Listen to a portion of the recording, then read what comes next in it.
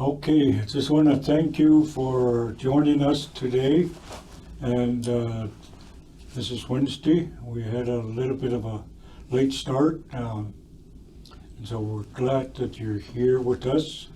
And we have a good guest this afternoon. And all of us have been aware of what's been happening and since the discovery of those unmarked graves at Kamloops.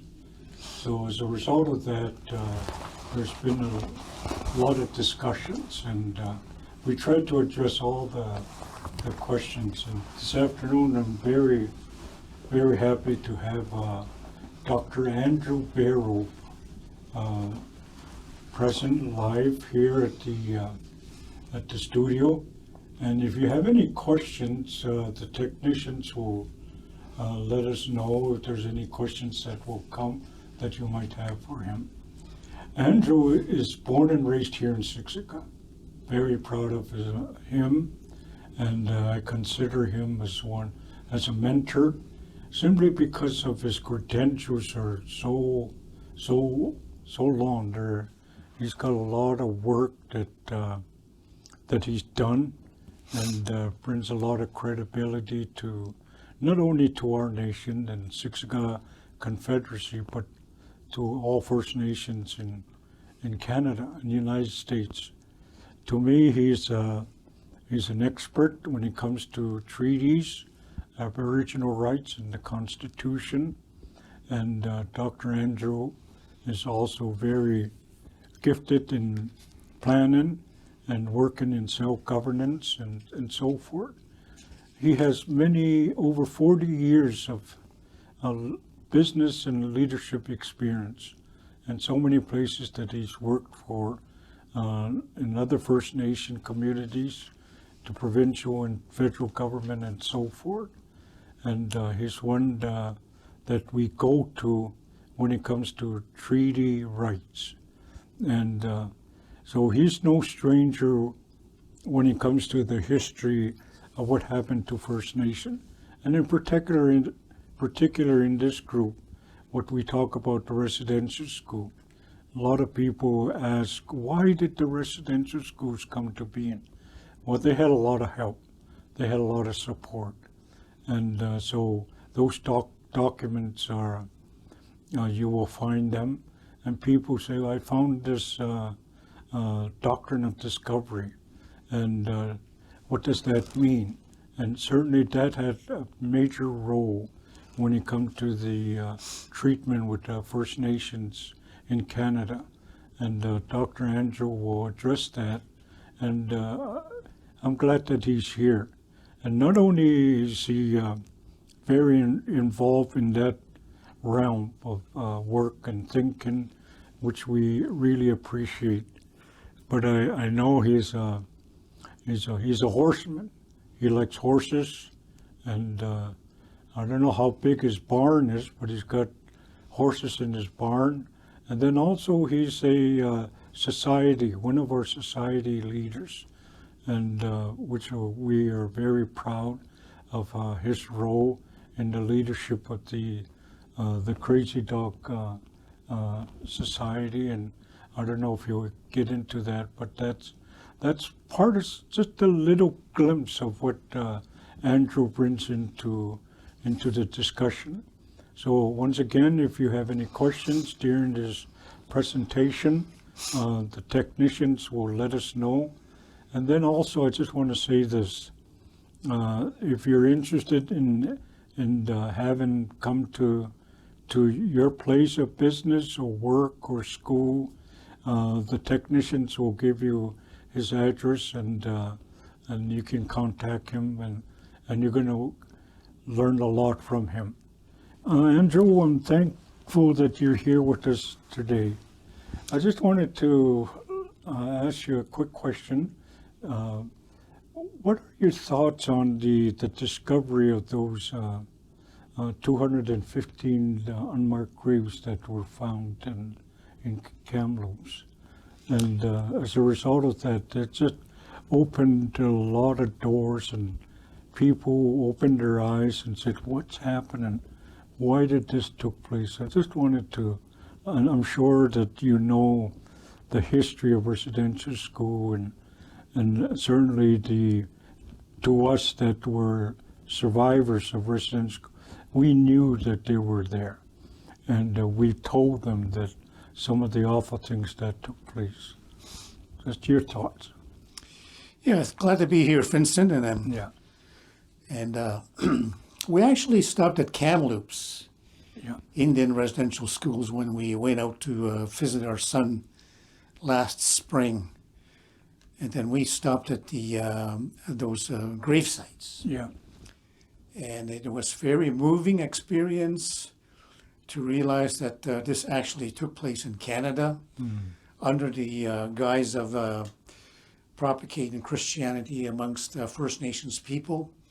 And we all know through work of the not only the Royal Commission on Aboriginal Peoples, but also the TRC Commission, that they covered a lot of ground in regards to the burial sites that happen across Canada, and I guess pretty well all of the Indian residential schools. So it's just that legacy of Canadian colonialism.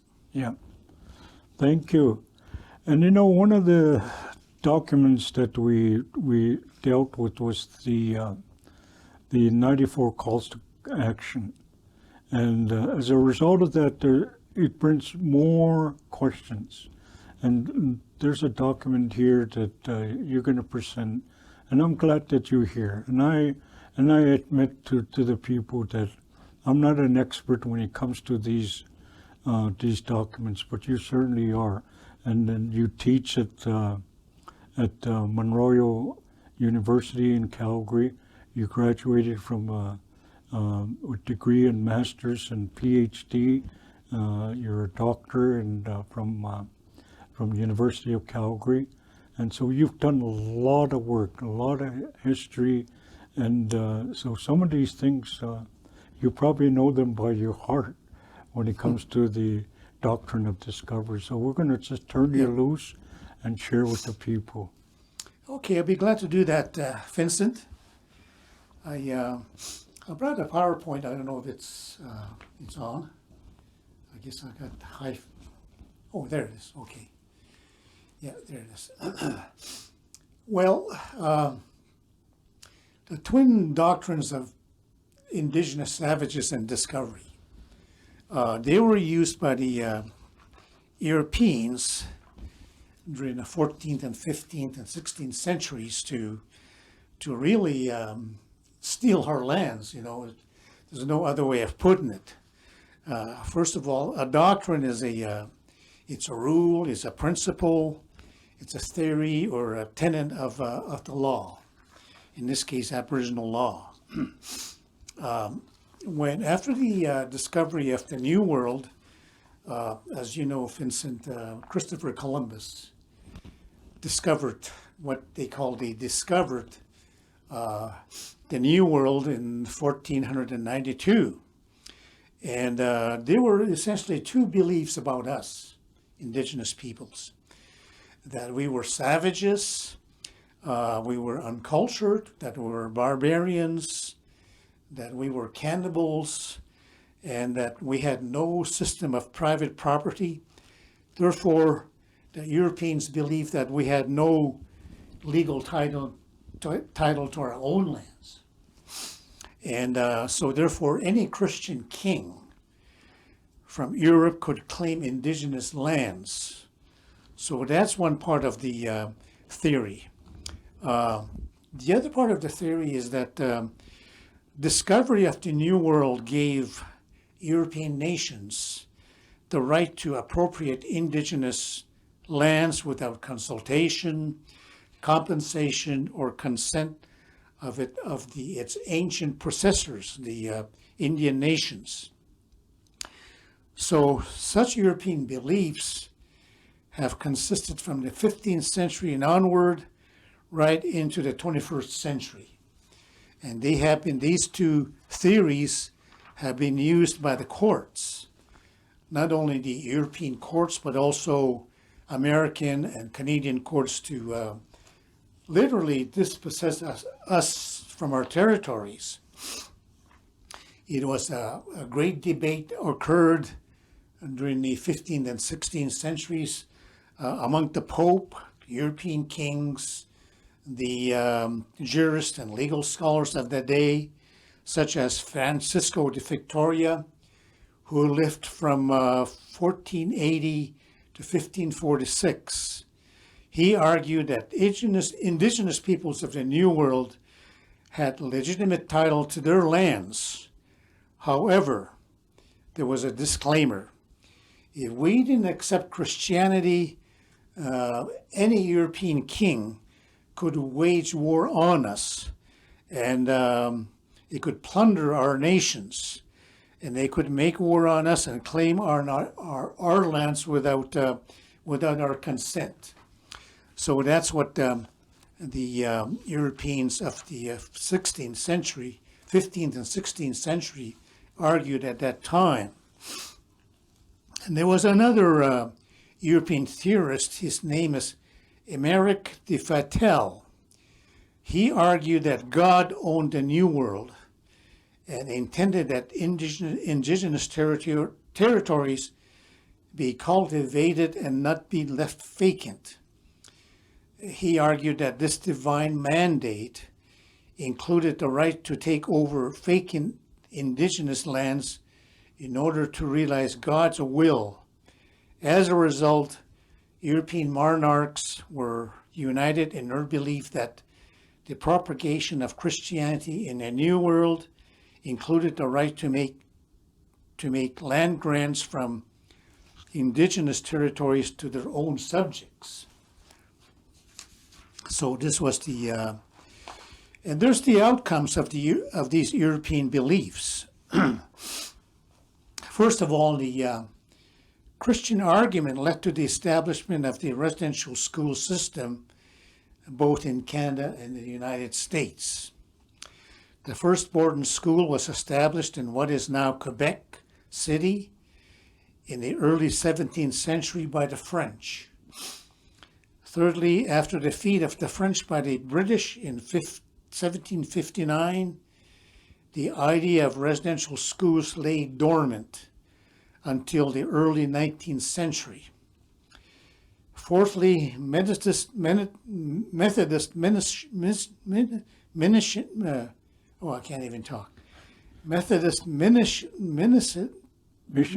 missionaries operated a number of boarding schools in southern Ontario in the 1850s.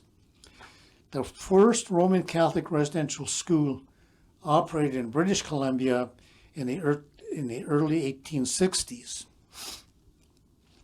Indian residential schools became the central element in Canada's Aboriginal policy, based on a racist belief that European culture was superior to Indigenous cultures. Now, dealing with the doctrine of discovery. The doctrine of discovery was used by Spain and later by Britain to justify the colonization of North and Southern America during the 16th century. In 1493, Pope Alexander VI issued the Papal Bulls that granted most of North and South America to Spain, that shaped today's political and legal arguments on the meaning and content of Aboriginal title in Canada. The English argued that the claim to discovered lands was valid if the discoverer was able to take possession of them, such as planting flags, erecting land markers, and establishing colonies.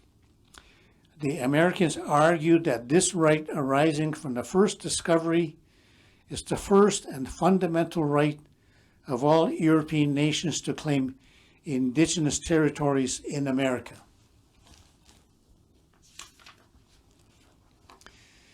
The doctrine of discovery was linked to a second belief, that North American lands were terra nullius, That's a Latin term for no man's land, and therefore it was open to be claimed by the Europeans. On that basis, Britain claimed the entire Australian continent.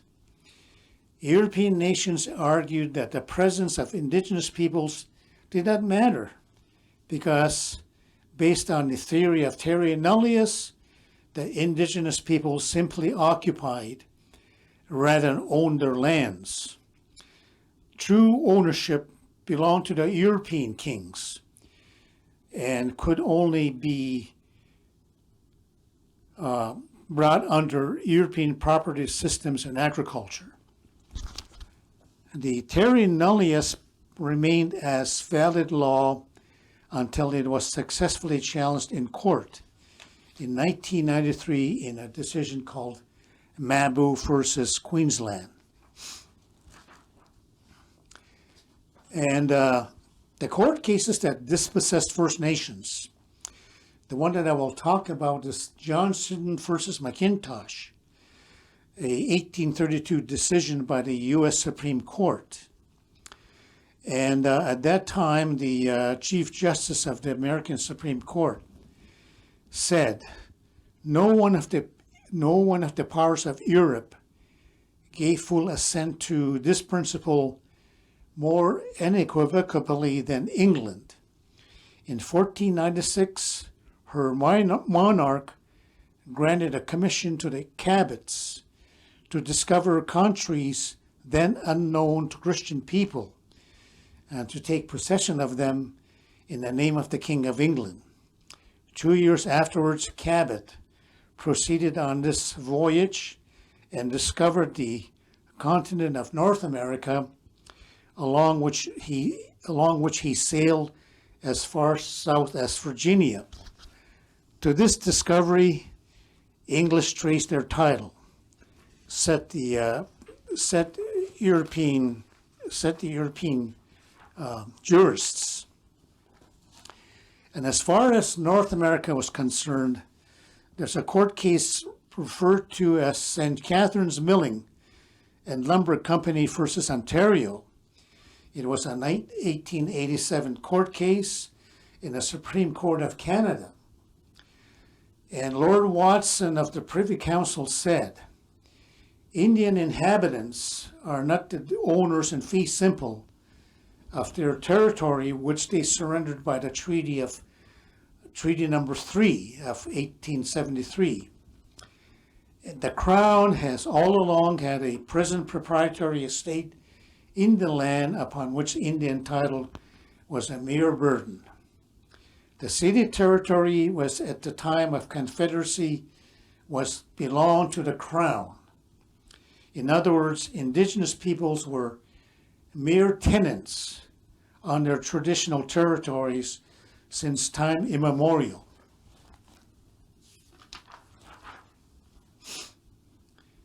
And in Delgamuukw, which was a BC Supreme Court decision in 1993, Chief Justice Alan McEachran said, St. Catharines is a powerful authority that Aboriginal rights are non-proprietary rights of occupation which are extinguishable at the pleasure of the sovereign.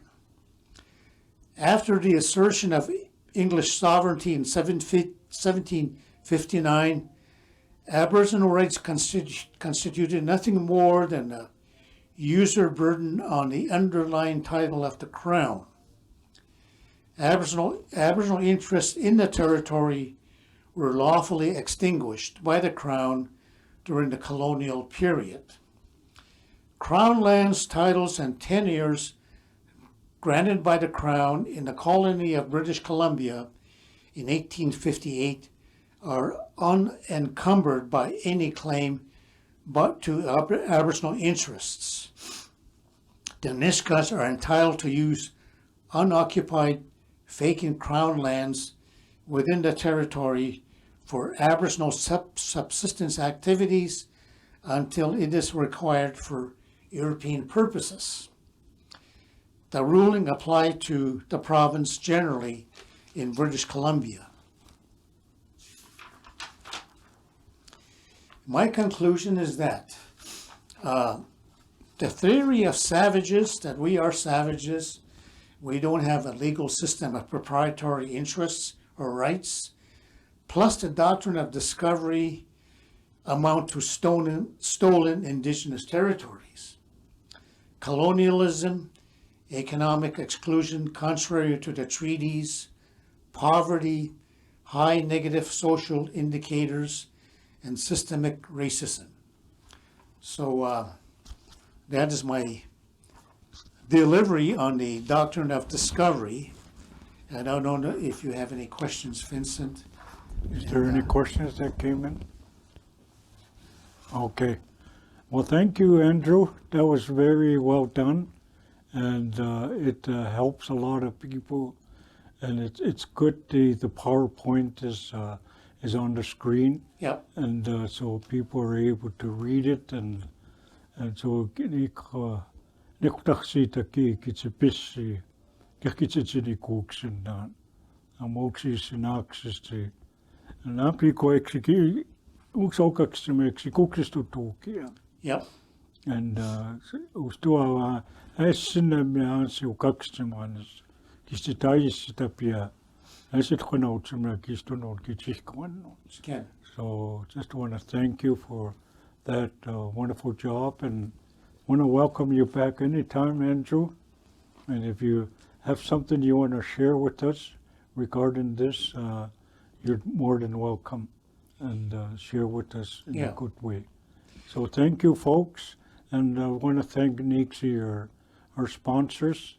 Without them, we won't be able to do this. So just thank you for all of you, and have a good day until next time.